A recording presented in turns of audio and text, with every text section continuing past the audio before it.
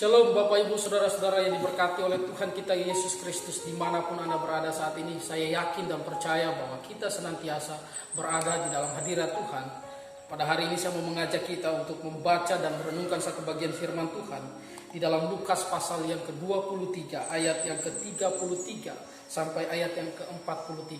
Tetapi pada hari ini kita memfokuskan di dalam satu ayat saja, yaitu di dalam ayat yang ke-33. Dikatakan di situ bahwa ketika mereka sampai di tempat yang bernama Tengkorak, mereka menyalibkan Yesus di situ dan juga kedua orang penjahat itu, yang seorang di sebelah kanannya dan yang lain di sebelah kirinya.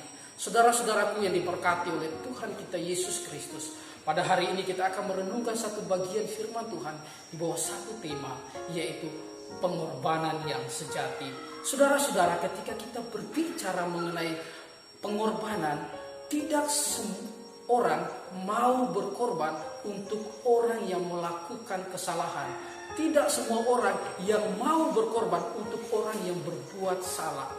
Saudara-saudaraku, tetapi hari ini kita mau belajar dari satu pribadi, yaitu Yesus Kristus. Yesus mengajarkan suatu pengorbanan yang sejati, yang tidak mampu, yang tidak bisa dilakukan oleh siapapun. Saudara, pengorbanan yang dilakukan oleh Yesus adalah pengorbanan yang sempurna. Teladan yang Tuhan sudah lakukan bagi saudara dan saya adalah teladan yang begitu luar biasa. Kita mau belajar bagaimana pengorbanan yang dilakukan oleh Yesus Kristus. Saudara, pengorbanan yang dilakukan oleh Yesus Kristus adalah Yesus rela menderita demi saudara dan saya.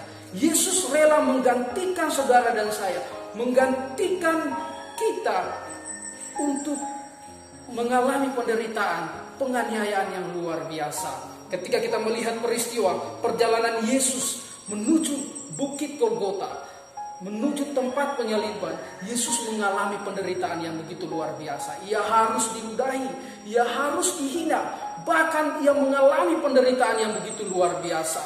Memikul salib bukanlah suatu hal yang mudah.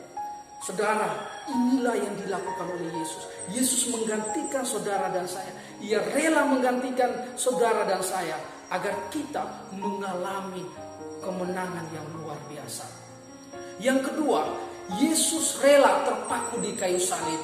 Kita yang sebenarnya mati, kita yang sebenarnya binasa, Yesus menggantikan dirinya terpaku di kayu salib agar kita mengalami kemenangan, agar kita mengalami pembebasan, agar kita mengalami kemenangan demi kemenangan yang luar biasa. Inilah pengorbanan yang sejati, inilah pengorbanan yang luar biasa yang dilakukan oleh Yesus, yang dilakukan melalui tindakannya yang begitu luar biasa. Maka saudara, sebagai orang-orang percaya, sebagai orang-orang yang telah menerima kemenangan, orang-orang yang telah menerima anugerah daripada Tuhan, maka sepatutnya kita memiliki hati yang mau berkorban, hati yang mau melakukan seperti yang telah Kristus lakukan dalam hidupnya. Saudara-saudaraku yang diberkati Tuhan, pengorbanan yang sejati.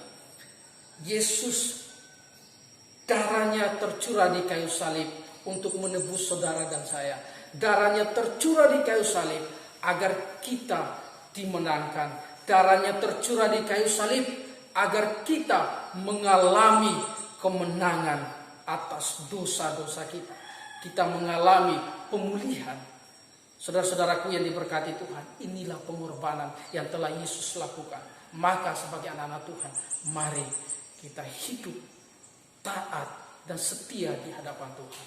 Tuhan Yesus memberkati. Shalom.